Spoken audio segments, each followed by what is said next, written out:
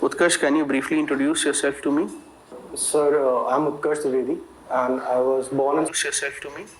Sir, I'm Utkarsh Dwivedi, and I was born in Sultanpur, and so I come from the district of Ayodhya, and so I did my 12th from DPS Indore, and then I did my graduation in mechanical engineering from VIT Vellore, and so after that I immediately started preparing for the civil services, and so this is my third attempt and third interview. Previous attempts, what happened, Utkarsh?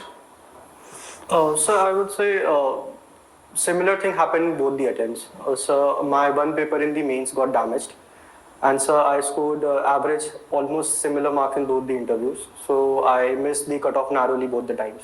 Okay, what was the score like? Sir, in 2019 I scored 938 and missed the cutoff by 23 marks. Interview score. So 160 in 2019 and 157 in 2020. Were you able to diagnose what went wrong? Yes, sir. Sir, I would say some responses were not, I would say, up to the mark. I was answering what I knew and not what I was asked. So, and I think, sir, I might have not been able to convince my candidature to the board. Your home state is? Sir, Uttar Pradesh. Uttar Pradesh. What are the 5 major challenges before Uttar Pradesh as a state?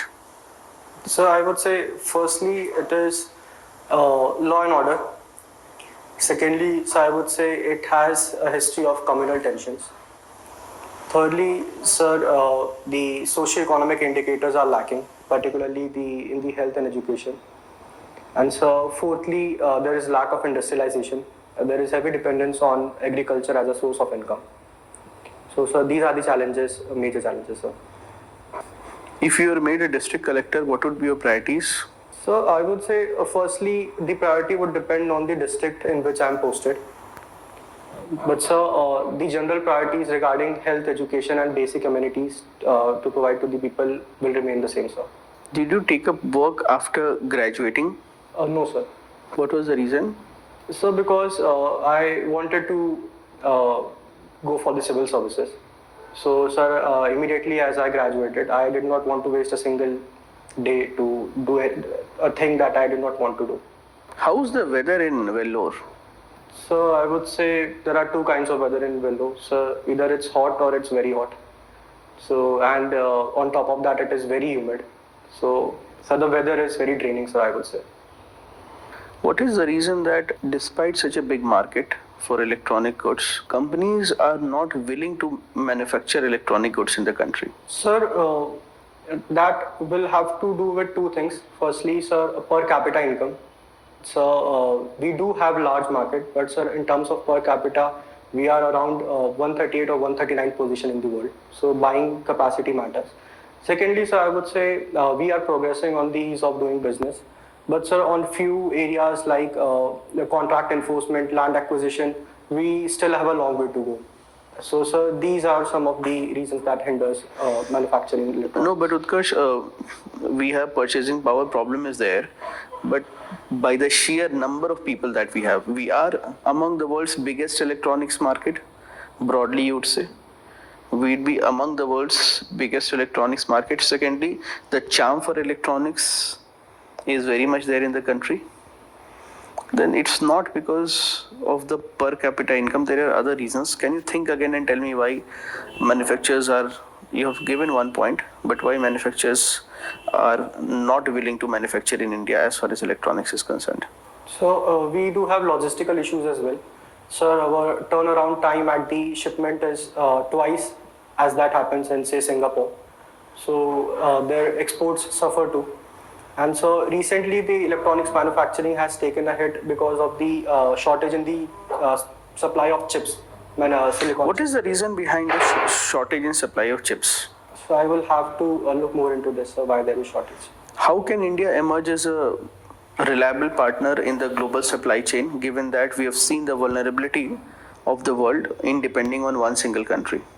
How can we make India a reliable partner in the global supply chain? So what we first need is large industries for manufacturing, because the size of our manufacturing is very small. We have many dwarf industries, so that increases the cost of economies of scale. Secondly, so what we need is the implementation of the supply chain resilience initiative, which India, Australia, and Japan are working together. And so thirdly, I would say we should also focus on the productivity by increasing the skills of our people, because that is an area where India lacks. Utkarsh, what does your name mean? So it means to progress. To progress. Do you think you have made progress in life? Sir, I think I'm making progress, sir. Utkarsh, the agriculture sector is in a distress. What is the reason behind the distress? So, firstly, we have very small farms. So, we have small and marginal farmers comprising 86% of the total population of farmers. And so, secondly, I would say the purchasing power of farmers is low. So, they are quite not able to afford inputs like fertilizers and good seeds. So, the quality of products suffers. Thirdly, sir, it has to do with market and market mechanism. So there are issues in APMCs. So a lot of time they are not getting the required prices of the produce, and rather than selling, they simply dispose it off on the roads. So a lack of market as well as, sir, at the supply side issues, both are combining to increase the agriculture distress. Utkarsh, do you think Indian government's policy on the Ukraine issue, the Russian invasion of Ukraine, does it dilute our idealism